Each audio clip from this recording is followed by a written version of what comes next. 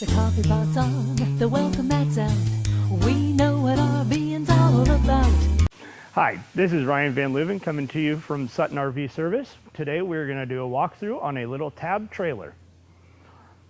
To start off, up front here we have your propane tank, and that's just a matter of making sure that you turn it off, disconnecting your green collar, pulling your tank up and out, and having it filled or exchanged. And then it just pops right down into its case. Hook your propane back up, and you'll be back up and running. We also have in here is your battery box, and it does have a lid for it. It sits over the top, so it keeps it nice and protected from the weather. If water does get into it, there are some weep holes drilled into the bottom to let the water drain out.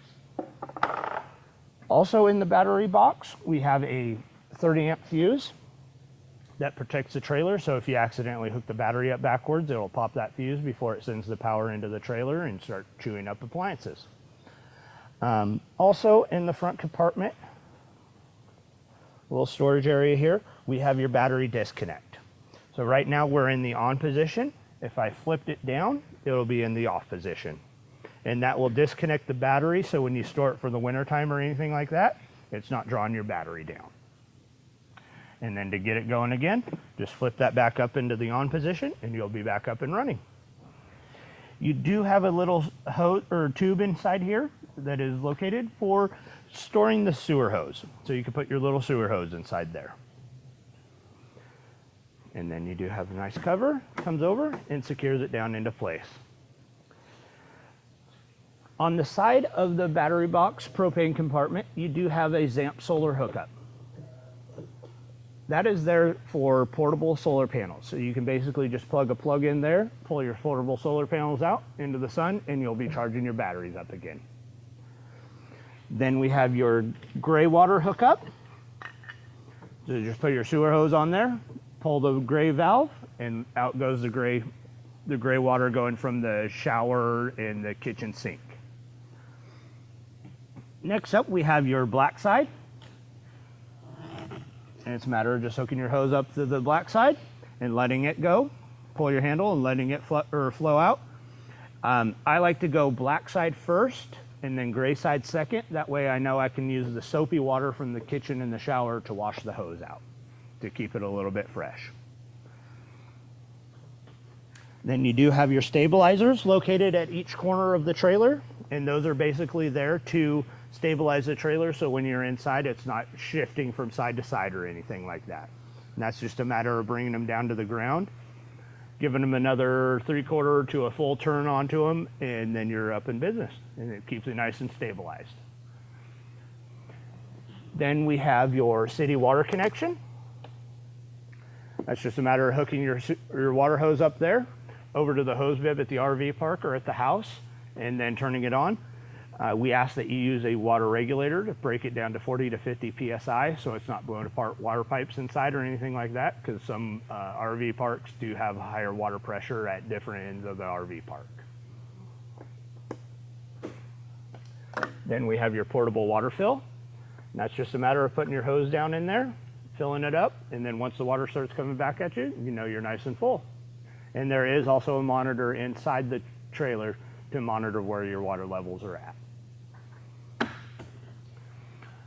This little cup right here is just a vent for the water, for the portable water fill, so it has somewhere to vent out. And then you have your cable connection for going in up to the TV. So if you go to an RV park and they have full hookups, just plug your cable in there, program the TV, and you're up and going with the local stations. Then you have your radio antenna. That's all this little guy does, is just a little radio antenna. Next up, we have your shore power hookup.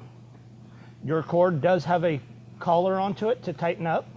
So when you get to an RV park or anything like that, make sure you tighten it up all the way. That way, if you go by it and accidentally hit it, it doesn't send bad power inside the trailer itself and start chewing up appliances or anything like that. But other than that, it's just a matter of untightening the collar, taking your cord off, and then closing the lid. And then we have the back of the Addy system. That is just an exhaust for the system itself, so avoid that guy at all costs because it does get pretty warm right there when it is running on the propane and electric side. You do have handles located each corner of the trailer, so if you do have it in your garage, you can easily maneuver it around with a little bit of effort.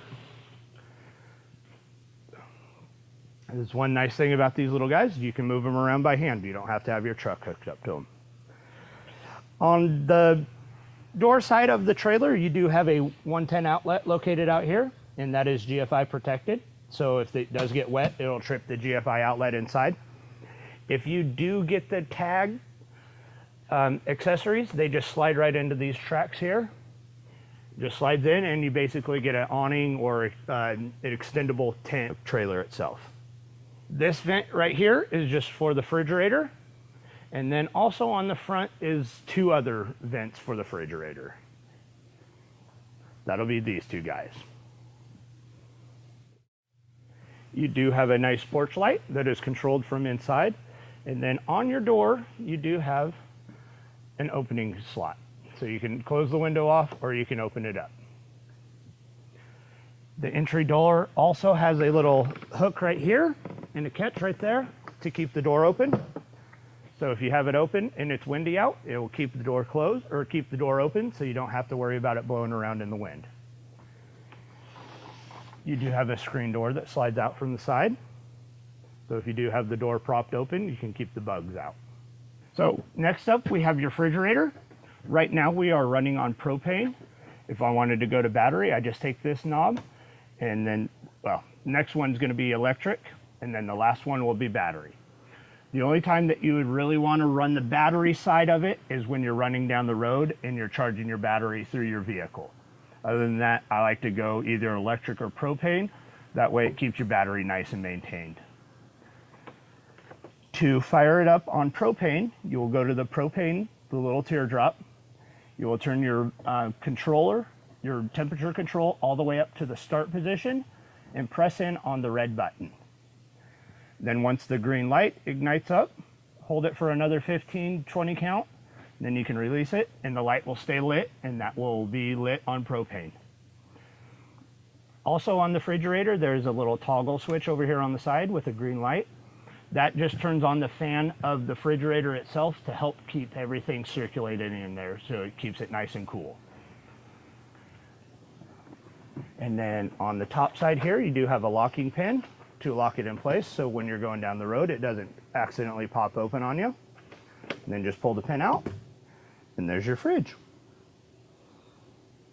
Also located on the top of the door of the refrigerator is going to be your quick instructions for firing the refrigerator up itself. That way, if you ever do forget, you just have quick instructions right there. For the cooktop, you'll just take it to the lightning bolt setting. You'll push in on the button. Get your lighter lit, and you're up and going. And you'll want to give that at least another 5-10 count just to get the heater going onto it so it can recognize the flame. And then you can either go all the way down to low or back up to high. And you have that on both sides. When you get ready to close the lid for the cooktop, make sure you let the cooktop itself cool down before you bring the lid back over. And do not ever light it and then close the lid because that glass will shatter. On your windows, you do have two different shades onto them. So you have a blackout shade and you also have a screen shade. So you can have the window open and have it ventilating. To operate the windows, there are 4 little tabs onto it. So it's just a matter of pushing in on the little red buttons on the bottom, flipping the levers up, flipping your side levers up, and then you can open it up, and then there's an adjustment knob on each window so you can lock it into place. You do have a nice LED strip light up here. So there's off, there is one setting, and then there's a brighter setting. So you have 2 different settings onto the strip light up here. You have a 12-volt outlet on one side, and then 2 USB ports on the other side for charging phones or tablets or anything like that. And you also have a 110 outlet located up there too. You do have a nice little sink cover. It is routed, so it sits in there nice and perfectly. To do the faucet, just pull over on the handle and either hot or cold onto it. And the neck does rotate up and down. And then just a matter of turning it off and you're ready to go.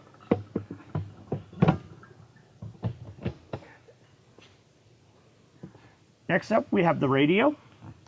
So you got your power button on the top right, and you are Bluetooth capable on this radio.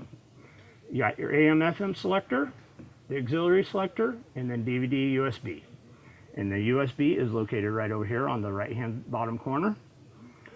Once you pop your DVD or CD in there, it'll either play the music or play the movie, and the movie will automatically shoot down to the TV for you. You can set a clock onto it, so you can have it used as an alarm clock to wake you up in the morning. You can also adjust the brightness of the back screen display up top. It does not control the button colors, but it just does the main screen itself. There are 3 speaker selections up top here. So A is going to be the inside speakers, and B and C are as if you wanted to add any extra speakers to the system itself. Other than that, that is your radio there. And like I said, pop a DVD in there and it will shoot down to the TV for you. Next up, we have your Sea Level 2 tank monitor system. This also monitors the battery power.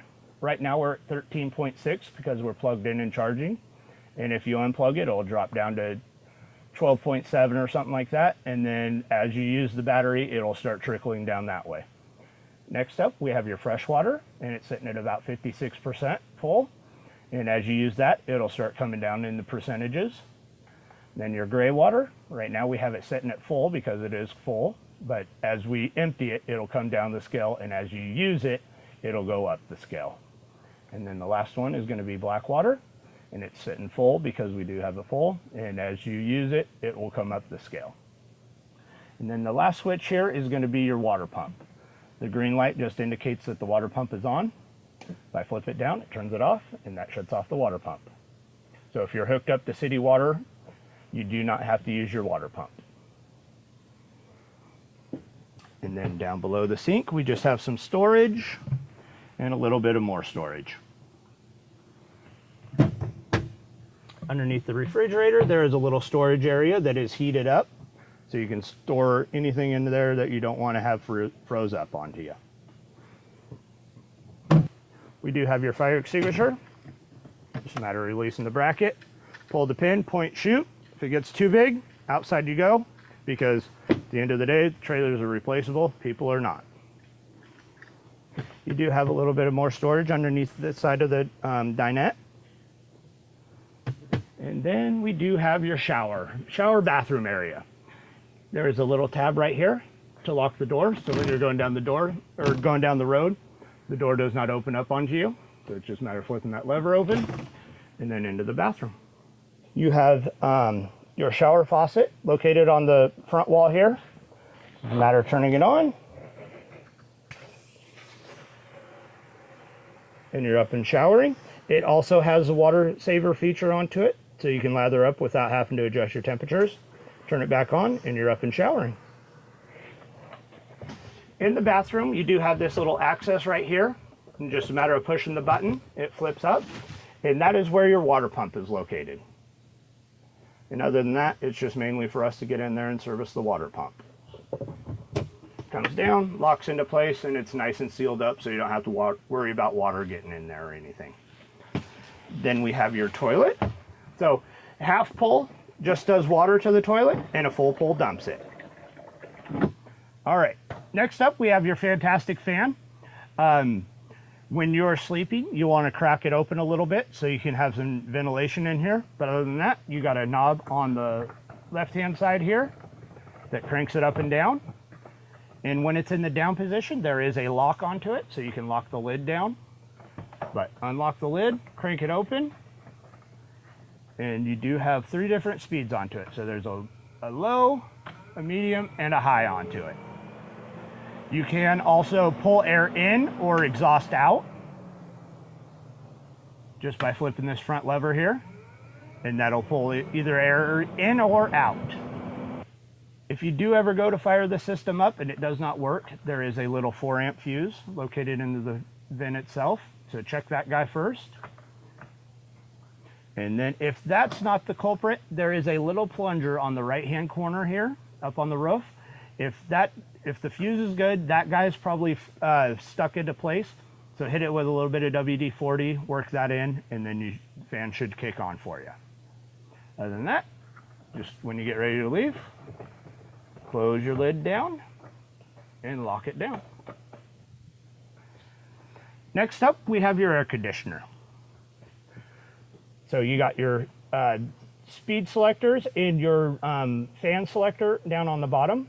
So if I go to the 2 fans, that'll just be the fan of the air conditioner running without cold air. And if I want cold air, I'll go to the snowflake. And 1 will be low and 3 will be high. And then the bigger fan will be the high fan just itself, and then back to the off position. And then your top knob here will be your temperature control. When you do run your air conditioner, there is a fan switch located here on the right-hand side of the air conditioner. Just flip that on and it helps the air conditioner itself run productively. You can directionalize the air conditioner with this little tab up top. It'll just shoot the air in different directions for you. Then we have your TV. It has a little bungee strap that comes across the top of it, and it will swing out for you. And the nice thing about your TV, it is a 12-volt TV, so you don't have to have 110 power running to it to run it. Unfortunately, these do not have an antenna hooked up to it, so you won't be able to pull in air, but if you're hooked up to cable, it will pull into the cable. There are little auxiliary antennas that you can buy to plug into them to pull in digital signals, so there is an option for that. So you don't have to have a big antenna put up on the roof. Turn it off and then swing it back into place. All right, next up we have your ADI water heater and radiant heat system. So you got your power button over on the left hand side, and that just fires up the system for you. And to activate each individual system, you'll push the menu and it'll come up with this guy. The top one is going to be your radiant heat. So push the plus, that'll bring the radiant heat up. The next one is going to be your hot water. So if you want cold or hot water, just turn the temperature down or bring it back up. And then the bottom ones are going to be the electric side of it or the propane side. Right now we're running off of both of them just because we're plugged in. So if I wanted to turn the propane side off, I just hit off and that turns it off. And if I want to turn the electric side off, I just go with the minus until it comes up off. You can also lock the system so no one can get in there and mess with the system at all. And then just hit unlock, okay, and that will bring it back up. You can set timers onto it, so you can set a clock.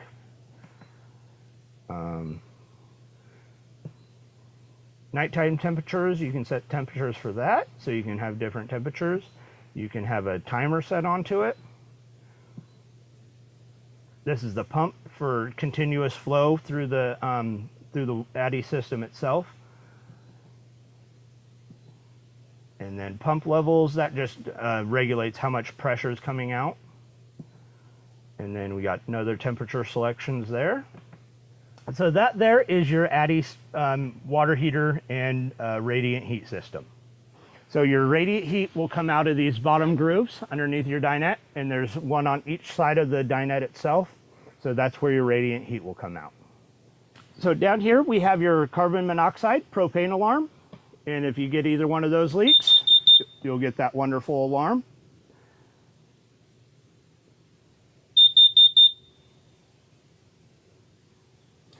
And strong cleaning chemicals or anything really, really strong will also set the propane side off. So if you use anything strong around there, it will set that off. If it does go off, just hit the mute button and that will shut it down for you. Then we have your main GFI outlet. So if you use any of the GFI protected outlets and they don't work, just hit your reset and they'll fire the system back up for you. Also located back here is going to be your converter. So you got all your 12 volts on one side and your 110s on the other, and everything is nicely labeled for you underneath and on the side. Your dinette here, it does swing out, and it does have multiple positions onto it, so you can swing it around however you would like. To adjust the height onto it, there is a little lever right here. Swing it to the down position, and you can either lower it or raise it up or completely take it out of position so you can make the bed down. In order to make it down into a bed, you will take these wood slats,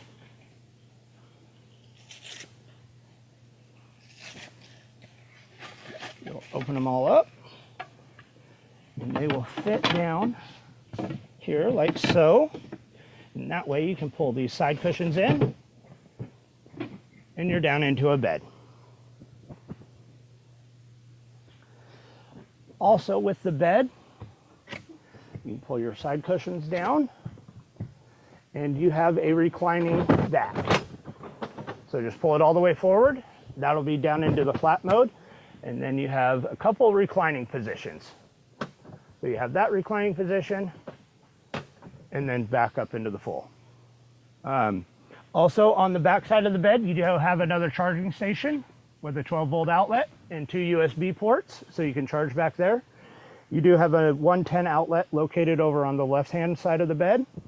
And then also back here, you do have a little storage cubby, so you can store stuff back there. Then just bring your back all the way back up, lock it into place.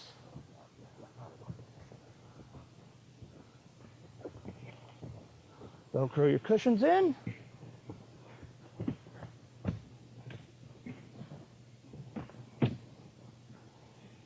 And then roll your wood slats back up. Now you can get to the storage compartments that you do have underneath of the dinette. On the right-hand side is where your water heater and radiant heat is going to be located at. So that's the Addy system there. Okay, for getting ready to store the or the trailer itself for wintertime, there's going to be a series of valves down in this bottom compartment.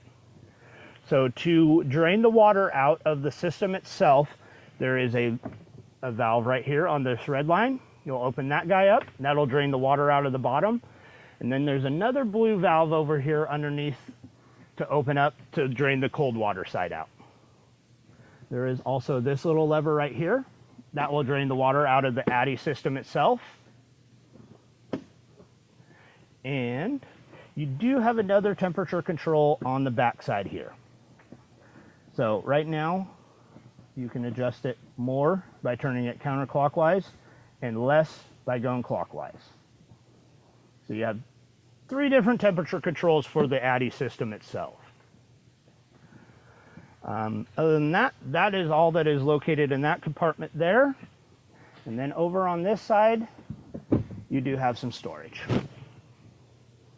And that there, folks, is a walkthrough on a little tab trailer.